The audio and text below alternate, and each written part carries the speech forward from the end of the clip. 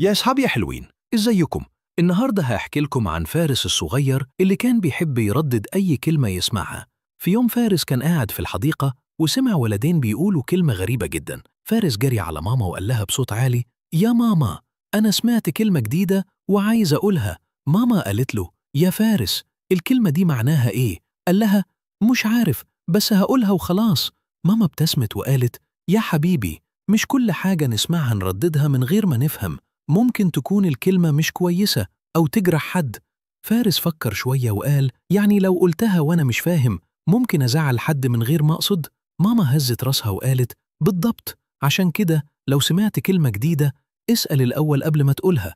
تاني يوم فارس سمع كلمة تانية من واحد كبير، فرح على طول لماما وقال لها: ماما، الكلمة دي معناها إيه؟ ماما فرحت جدا وقالت: شاطر يا فارس، كده تبقى ولد مؤدب وفاهم الكلام. يا أصحابي، لو سمعتم كلمة مش عارفين معناها اسألوا بابا أو ماما الأول، ما ترددوهاش قدام الناس وتأكدوا إنها كلمة كويسة. لو عجبتكم القصة يا أصحابي اعملوا لايك للفيديو واشتركوا في القناة وفعلوا الجرس عشان يوصلكم كل القصص الجديدة. أنا جدكم حكيم وبحبكم كلكم.